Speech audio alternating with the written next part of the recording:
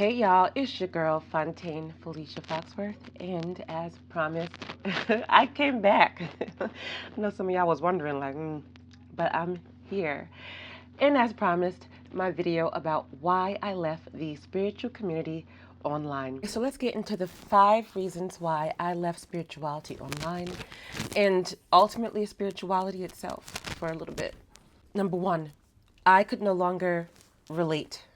I could no longer compete on social media. Like, life was, first of all, becoming increasingly difficult from the trauma, the instability, the all that stuff.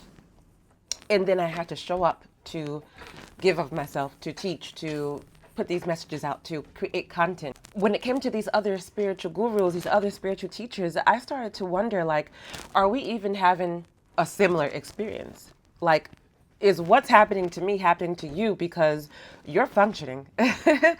And I began to just be stuck on that. I started asking questions like, are people really having awakenings, or is this becoming a money grab? Meanwhile, I'm just struggling to hold my life together whilst trying to show up as this, leader in the spiritual community. So that's number 1. The internet changed. Social media changed. It started getting all crazy and weird and how like it is today. Just a place to transact. Content creation changed. Algorithms became key. Visibility became necessary. Healing became a product. And first of all, I always used to say, it never sat right with me to monetize healing, like to take somebody's money to help them heal, to heal them. I always struggled with that. I always felt out of place with that. Social media slowly became the only reason you're on there is to sell something. Number 3, life. I was struggling. I was behind on bills. And this is a broad span. This is a broad arc of time, years. The homelessness started happening, and financial instabilities, trauma, constant rebuilding, moving, life. It just got harder and harder to do life as I embarked on my spiritual journey, and it became harder and harder to do spiritual teacher, to do building this platform, to explain the journey. Life was just getting in the way. And going back to point 2, I was just like, are you guys not dying?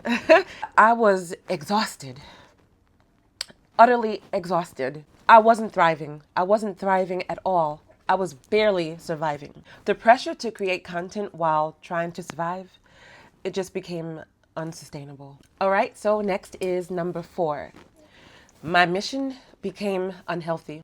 I was obsessed at a certain point. Like, it was everything. Like I mentioned in the beginning, it became less like a calling and more like an obligation. The weight and the responsibility of awakening humanity, literally on that level, trying to get where I had to get to be a massive, groundbreaking humanitarian. It became everything, and nothing else was important. It was my purpose.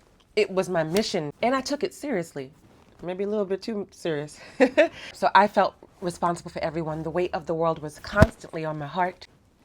I remember literally just binge creating, for Melanade stand, for Break the Matrix memes. I wouldn't eat for long periods of time. Sleep, forget her. I became utterly consumed by it.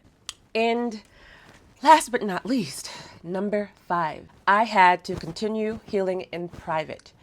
Up to that point, I had been sharing everything. Everything was so public. I shared what I was learning. I shared my spirals. I shared the ups and downs. I shared how you do this, how you do that, language for this, language for that, decoding things. I was just chatty patty with it, It came to the point where I realized I was a walking public service announcement. I finally realized at some point that my healing was mine, and it could no longer be a PSA. I simply realized it wasn't my job anymore, and maybe it was a part of my shattered ego really just shedding, before I realized that. I had gone so deep into a radical gnosis. I mean deep. I descended deep, okay? I really had to rise through the ashes like the phoenix, away from everybody. I needed to focus on what was happening to me psychologically, energetically, mentally, physically. At one point, I was under 100 pounds. What I wanted to nourish the world with was eating me, consuming me, draining my life. And it took a while to admit that and see that. The version of me that existed had fallen apart, and I had to emerge as this new person that put myself first, put my mental health first, that separated where I was somewhere else with what was actually happening in the now. The difference is I've let those things live where they live, and I've come back to myself. I've learned how to be and stay present with myself in my life and live my actual life. So I come back not as the guru, spiritual teacher, not as the decoder of the matrix, the breaker of the matrix, not as the light worker, the way shower, connecting, awakening souls. I come back as Fontaine.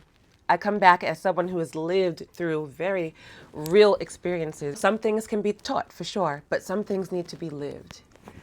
And I lived it. The journey is real depending on how deeply you go, but you ultimately come to this very real place, this very chill, nonchalant place, this very stoic place, but also lighter and fuller, not just wiser, but a soul more realized.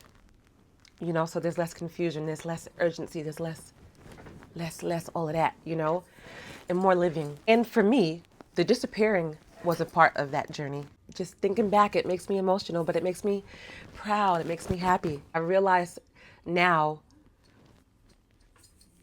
why it took all of that to become her, you know, to become this, to become me, to become Fontaine. Thank you for allowing me to express why I had to dip out real quick, and thank you for allowing me back.